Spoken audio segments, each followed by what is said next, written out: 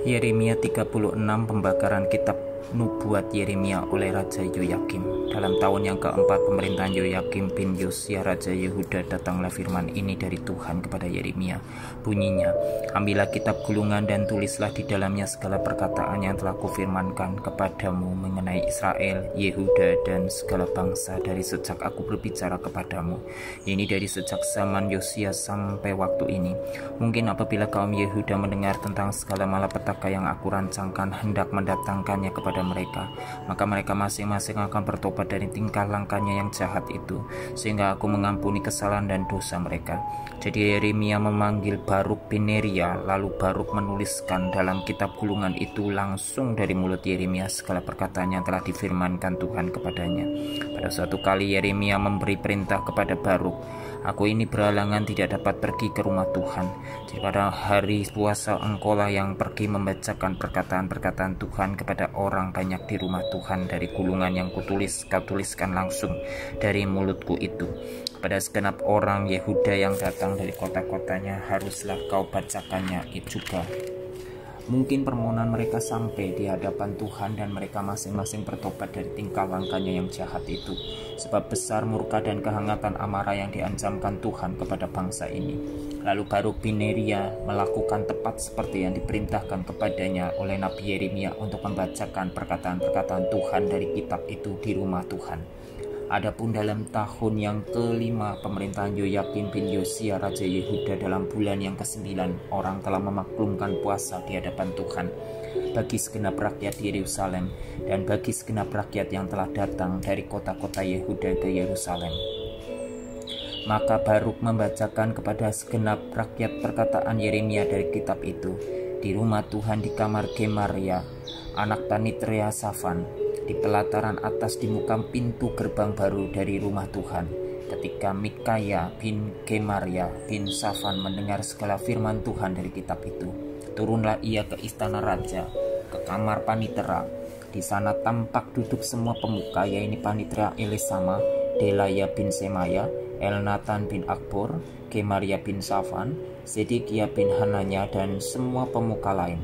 Lalu Mikaya memberitahukan kepada mereka segala firman yang telah didengarnya ketika Baruk membacakan kitab itu kepada orang banyak. Kemudian para pemimpin itu menyuruh Yehudi bin Netanya bin Selemya bin Kusi kepada Baruk mengatakan, bawalah gulungan yang telah kau bacakan kepada orang banyak itu dan datanglah kemari. Maka Baruk bin Neria membawa gulungan itu dan datang kepada mereka. Berkatalah mereka kepadanya, silahkan duduk dan bacakan itu kepada kami. Lalu Baruk membacakannya kepada mereka. Setelah mereka mendengar segala perkataan itu, maka terkejutlah mereka dan berkata seorang kepada yang lain, kita harus dengan segera memberitahukan segala perkataan ini kepada raja. Bertanyalah mereka kepada Baruk, katanya, beritahukanlah kepada kami, bagaimana caranya engkau menuliskan segala perkataan ini. Jawab Baruk kepada mereka, segala perkataan ini langsung dari mulut Yeremia kepadaku, dan aku menuliskannya dengan tinta dalam kitab. Lalu berkatalah para pemuka itu kepada Baruk, pergilah, sembunyikanlah dirimu bersama Yeremia, janganlah ada orang yang mengetahui di mana tempatmu. Kemudian pergilah mereka menghadap raja di pelataran. Sesudah mereka menyimpan gulungan itu di kamar Panitera Elisama, mereka memberitahukan segala perkataan ini kepada raja. Raja menyuruh Yehudi mengambil gulungan itu, lalu ia mengambilnya dari kamar Panitera Elisama itu. Yehudi membacakannya kepada raja dan semua pemuka yang berdiri dekat raja. Waktu itu adalah bulan yang ke-9 dan raja sedang duduk di balik musim dingin, sementara di depannya api menyala di perapian. Setiap kali apabila Yehudi selesai membacakan 3-4 lajur, maka raja mengoyak-oyaknya dengan pisau raut, lalu dilemparkan ke dalam api yang di perapian itu, sampai seluruh gulungan itu habis dimakan api yang di perapian itu.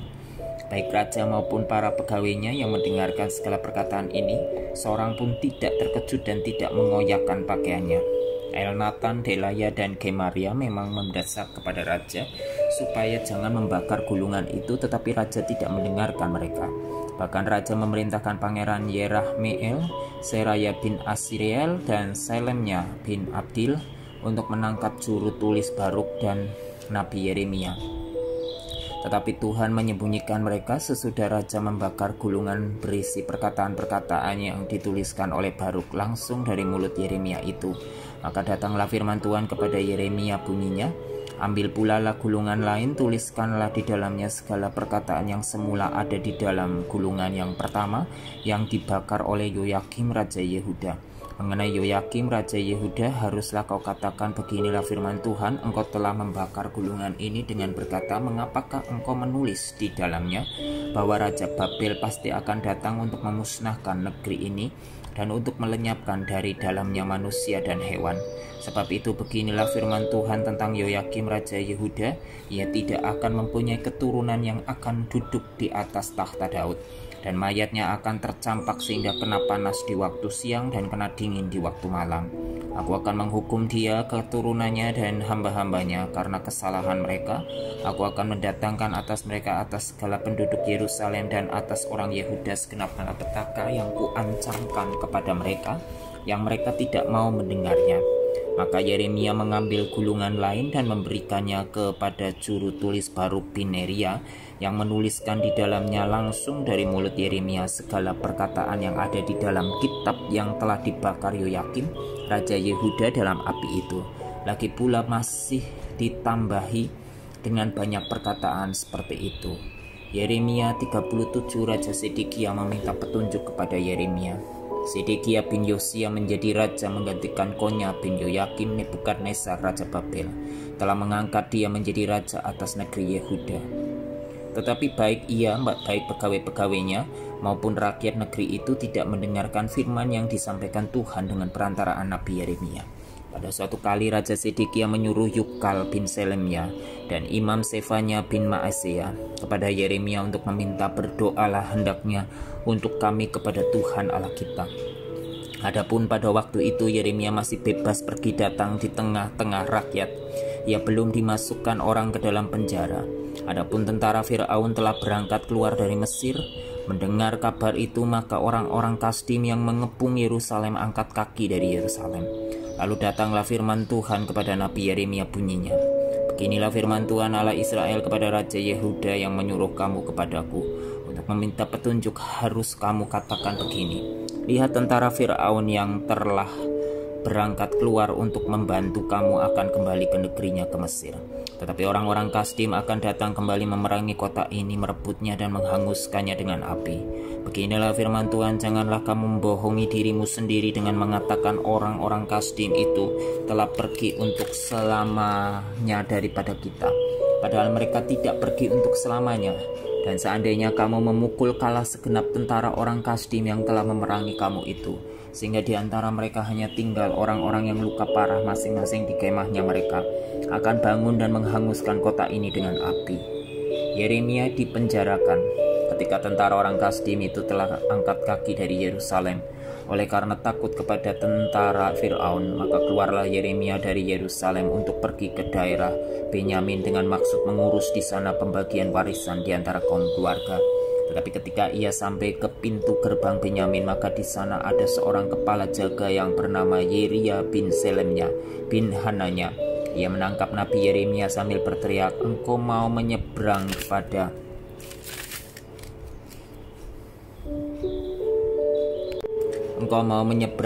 orang Kasdim. Dan sekalipun Yeremia menjawab, itu bohong, aku tidak hendak menyeberang kepada orang Kasdim. Tetapi dia tidak mendengarkan. Lalu ia menangkap Yeremia dan membawa menghadap para pemuka. Para pemuka ini menjadi marah kepada Yeremia. Mereka memukul dia dan memasukkannya ke dalam rumah tahanan, rumah panitria Yonatan itu. Adapun rumah itu telah dibuat mereka menjadi penjara. Demikianlah halnya Yeremia masuk ke dalam ruang cadangan air di bawah tanah itu, dan lama Yeremia tinggal di sana. Sedekia memindahkan tempat Yeremia dikurung. Pada suatu kali Raja Sedekia menyuruh orang mengambil dia. Lalu dengan diam-diam bertanyalah raja di istananya kepadanya, adakah datang firman dari Tuhan? Jawab Yeremia, ada. Lagi katanya, bunyinya, engkau akan diserahkan ke dalam tangan Raja Babel. Kemudian berkatalah Yeremia kepada Raja Sedekia, apakah dosa yang kuperbuat kepadamu, kepada pegawai-pegawaimu dan kepada bangsa ini, sehingga kamu memasukkan aku ke dalam penjara? Di manakah gerangan para nabimu yang telah bernubuat kepadamu bahwa Raja Babel tidak akan datang menyerang kamu dan negeri ini? Sekarang dengarkanlah, hai tuanku Raja, biarlah permohonanku sampai di hadapanmu. Janganlah kembalikan aku ke rumah Panitria Yonatan. Nanti aku mati di sana. Raja Zedekia memberi perintah, lalu orang menahan Yeremia di pelataran penjagaan dan memberikan setiap hari kepadanya sepotong roti dari jalan tukang roti, sampai pada waktu segala roti habis di kota itu. Demikianlah Yeremia tinggal di pelataran penjagaan itu. Yeremia 38. Yeremia dimasukkan ke dalam perigi. Ia tertolong oleh Ebed-Melek. Tetapi Sefaja bin Matan, Gedalia bin Pasyur, Yukal bin Selemnya, dan Pasyur bin Melkia mendengar perkataan yang tidak henti-henti diucapkan oleh Yeremia kepada segenap orang banyak itu. Beginilah firman Tuhan, siapa yang tinggal di kota ini akan mati karena pedang, karena kelaparan, dan karena penyakit sampar. Tetapi siapa yang keluar dari sini mendapatkan orang Kasdim, ia akan tetap hidup, nyawanya akan menjadi jarahan baginya, dan ia tetap hidup.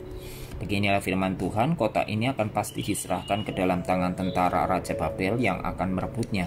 Maka berkatalah para pemuka itu kepada raja, baiklah orang ini dihukum mati, sebab sebenarnya dengan mengatakan hal-hal seperti itu, maka ia melemahkan semangat prajurit-prajurit yang masih tinggal di kota ini dan semangat segenap rakyat.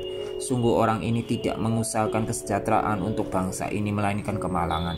Raja Zedekia menjawab, baiklah, ia ada dalam kuasamu, sebab raja tidak dapat berbuat apa-apa menentang kamu. Maka mereka mengambil Yeremia dan memasukkannya ke dalam perigi milik Pangeran Malkia yang ada di pelataran penjagaan itu. Mereka menurunkan Yeremia dengan tali. Di perigi itu tidak ada air, hanya lumpur, lalu terperosoklah Yeremia ke dalam lumpur itu. Tetapi ketika didengar Ebed-Melek orang Ethiopia itu, ia seorang sida-sida yang tinggal di istana raja, bahwa Yeremia telah dimasukkan ke dalam perigi pada waktu itu, raja sedang duduk di pintu gerbang Benyamin. Maka keluarlah Ebed-Melek dari istana raja itu, lalu berkata kepada raja, ya tuanku raja, perbuatan orang-orang ini jahat dalam segala apa yang mereka lakukan terhadap Nabi Yeremia, yaitu memasukkan dia ke dalam perigi. Ia akan mati kelaparan di tempat itu, sebab tidak ada lagi roti di kota. Lalu raja memberi perintah kepada Ebed-Melek orang Ethiopia itu, katanya, bawalah 3 orang dari sini dan angkatlah Nabi Yeremia dari perigi itu sebelum ia mati. Ebed-Melek membawa orang-orang itu dan masuk ke istana raja, ke gudang pakaian di tempat perbendaharaan. Dari sana ia mengambil pakaian yang buruk-buruk dan pakaian yang robek-robek, lalu menurunkannya dengan tali kepada Yeremia di perigi itu. Berserulah Ebed-Melek orang Ethiopia itu kepada Yeremia, taruhlah pakaian yang buruk-buruk dan robek-robek itu di bawah ketiakmu sebagai ganjal tali. Yeremia pun berbuat demikian, kemudian mereka menarik dan mengangkat Yeremia dengan tali dari perigi itu. Demikianlah Yeremia tinggal di pelataran penjagaan itu. Pembicaraan terakhir dengan Raja Zedekia. Raja Zedekia menyuruh orang membawa Nabi Yeremia kepadanya di pintu yang ketiga pada rumah Tuhan. Berkatalah raja kepada Yeremia, aku menanyakan sesuatu kepadamu, janganlah sembunyikan apa-apa kepadaku. Jawab Yeremia kepada Zedekia, apabila aku memberitahukannya kepadamu, tentulah engkau akan membunuh aku, bukan? Dan apabila aku memberi nasihat kepadamu, engkau tidak juga akan mendengarkan aku. Lalu bersumpahlah Raja Zedekia dengan diam-diam kepada Yeremia, katanya, demi Tuhan yang hidup yang telah memberi nyawa ini kepada kita, aku tidak akan membunuh engkau dan tidak akan menyerahkan engkau ke dalam tangan orang-orang yang berusaha mencabut nyawamu itu. Sesudah itu berkatalah Yeremia kepada Zedekia, beginilah firman Tuhan Allah semesta alam, Allah Israel, jika engkau keluar menyerahkan diri kepada para perwira Raja Babel, maka nyawamu akan terpelihara dan kota ini tidak akan dihanguskan dengan api. Engkau dengan keluargamu akan hidup, tetapi jika engkau tidak menyerahkan diri kepada para perwira Raja Babel, maka kota ini akan diserahkan ke dalam tangan orang-orang Kasdim yang akan menghanguskannya dengan api, dan engkau sendiri tidak akan luput dari tangan mereka. Kemudian berkatalah Raja Zedekia kepada Yeremia, aku takut kepada orang-orang Yehuda yang menyeberang kepada orang Kasdim itu. Nanti aku diserahkan ke dalam tangan mereka sehingga mereka mempermainkan aku. Yeremia menjawab, hal itu tidak akan terjadi. Dengarkanlah suara Tuhan dalam hal apa yang kukatakan kepadamu, maka keadaanmu akan baik dan nyawamu akan terpelihara. Tetapi jika engkau enggan menyerahkan diri, maka inilah firman yang dinyatakan Tuhan kepadaku. Sungguh semua perempuan yang masih tinggal di istana Raja Yehuda digiring keluar ke hadapan para perwira Raja Babel. Sambil berseru, engkau diperdayakan, dikalahkan oleh sahabat-sahabatmu. Tapi baru saja kakimu terprosok ke dalam lumpur, mereka sudah berpaling pulang. Semua istrimu dan anak-anakmu akan digiring keluar ke hadapan orang-orang Kasdim itu. Dan engkau sendiri tidak akan terluput dari tangan mereka, tetapi engkau akan tertangkap oleh Raja Babel dan kota ini akan dihanguskan dengan api. Lalu berkatalah Zedekia kepada Yeremia, janganlah ada orang yang mengetahui tentang pembicaraan ini, supaya engkau jangan mati. Apabila para pemuka mendengar bahwa aku telah berbicara dengan engkau, lalu mereka datang meminta kepadamu, beritahukanlah kepada kami apa yang telah kau katakan kepada raja dan apa yang telah dikatakan raja kepadamu. Janganlah sembunyikan kepada kami, supaya engkau jangan kami dibunuh. Maka haruslah kau katakan kepada mereka, aku menyampaikan permohonanku di hadapan raja, supaya aku jangan mengembalikannya ke rumah Yonatan untuk mati di sana. Memang semua pemuka itu datang bertanya kepada Yeremia, tetapi ia memberi jawab kepada mereka tepat seperti segala yang diperintahkan raja. Mereka membiarkan dia, sebab sesuatu pun dari pembicaraan itu tidak ada yang diketahui siapapun. Demikianlah Yeremia tinggal di pelataran penjagaan itu sampai kepada hari Yerusalem direbut. Yeremia 39 jatuhnya kota Yerusalem. Ketika Yerusalem direbut dalam tahun yang ke-9 pemerintahan Zedekia, Raja Yehuda, dalam bulan yang ke-10, telah datang Nebukadnezar Raja Babel beserta segenap tentaranya untuk mengepung Yerusalem. Dalam tahun yang ke-11 pemerintahan Zedekia, dalam bulan yang ke-4 pada tanggal 9 bulan itu, terbelahlah tembok kota itu. Maka datanglah para perwira Raja Babel itu lalu mengambil tempat di pintu gerbang tengah. Mereka itu ialah Nergal-Sareser, pembesar dari Sinmagir, panglima, dan Nebusyazban, kepala istana, dan para perwira lainnya dari Raja Babel. Melihat mereka semuanya, maka Zedekia Raja Yehuda dengan semua tentara melarikan diri meninggalkan kota itu pada waktu malam dengan mengambil jalan Taman Raja, dengan melalui pintu gerbang antara kedua tembok. Kemudian mereka berjalan menuju Araba Yordan. Tetapi tentara Kasdim itu mengejar mereka dan menyusul Zedekia di dataran Yeriko. Mereka menangkap dia dan membawa dia ke Ribla di tanah Hamat kepada Nebukadnezar Raja Babel yang menjatuhkan hukuman atas dia. Raja Babel menyuruh menyembelih anak-anak Zedekia di depan matanya di Ribla.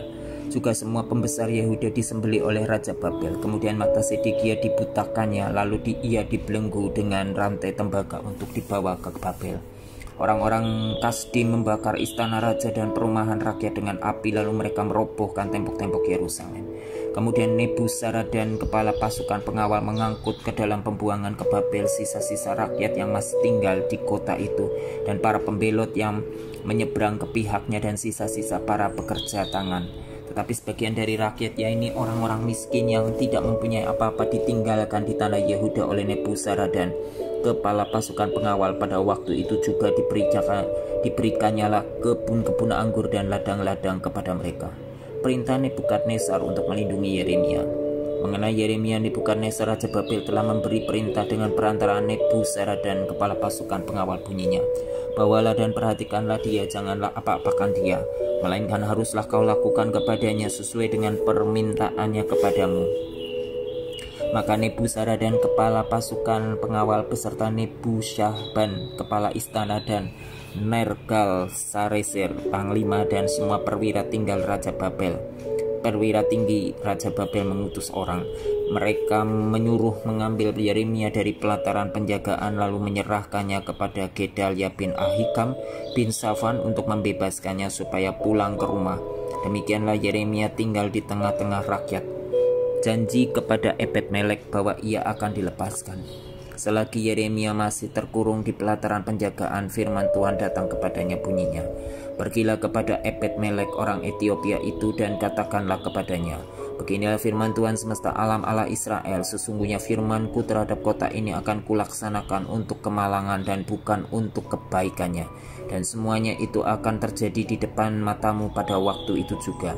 Pada waktu itu juga demikianlah firman Tuhan, aku akan melepaskan engkau dan engkau tidak akan diserahkan ke dalam tangan orang-orang yang kau takuti. Tetapi dengan pasti aku akan meluputkan engkau, engkau tidak akan rebah oleh pedang. Nyawamu akan menjadi jarahan bagimu, sebab engkau percaya kepadaku, demikianlah firman Tuhan. Yeremia 40, Yeremia tinggal pada Gedalia. Firman yang datang daripada Tuhan kepada Yeremia sesudah ia dilepaskan dari Rama oleh Nebuzaradan, kepala pasukan pengawal yang telah menyuruh untuk mengambilnya, terbelenggu pada tangannya di tengah-tengah semua orang buangan dari Yerusalem dan Yehuda yang hendak diangkut ke dalam pembuangan ke Babel. Kepala pasukan pengawal itu telah mengambil Yeremia dan berkata kepadanya, Tuhan Allahmu telah mengancamkan malapetaka ini atas tempat ini, dan ia telah melaksanakannya. Tuhan telah melakukan apa yang diancamkannya oleh karena kamu telah berdosa kepada Tuhan dan tidak mendengarkan suaranya, sehingga terjadilah hal ini kepada kamu. Maka sekarang lihatlah, aku melepaskan engkau hari ini dari belenggu yang ada pada tanganmu itu. Jika engkau suka untuk ikut pergi dengan aku ke Babel, marilah aku akan memperhatikan engkau. Tetapi jika engkau tidak suka untuk ikut pergi dengan aku ke Babel, janganlah pergi. Lihat, seluruh negeri ini terbuka untuk engkau. Engkau boleh pergi kemana saja engkau pandang baik dan benar. Engkau boleh kembali kepada Gedalia bin Ahikam bin Safan yang telah diangkat oleh Raja Babel atas kota-kota Yehuda, dan tinggallah bersama-sama dia di tengah-tengah rakyat, atau ke mana saja engkau pandang benar, pergilah ke situ. Lalu kepala pasukan pengawal itu memberikan kepadanya bekal makanan dan suatu hadiah, kemudian melepas dia pergi. Jadi pergilah Yeremia kepada Gedalia bin Ahikam di Mispa, dan diam bersama-sama dengan dia di tengah-tengah rakyat yang masih tinggal di negeri itu. Masa Gedalia menjadi gubernur dan pembunuhannya. Ketika semua panglima tentara yang masih berada di luar kota dengan orang-orang yang mendengar bahwa Raja Babel telah mengangkat Gedalia bin Ahikam bin Safan atas negeri itu, dan bahwa kepadanya telah diserahkan pengawasan atas laki-laki, perempuan, dan anak-anak, yaitu dari orang-orang lemah di negeri itu yang tidak diangkut ke dalam pembuangan ke Babel, maka pergilah mereka kepada Gedalia di Mispa.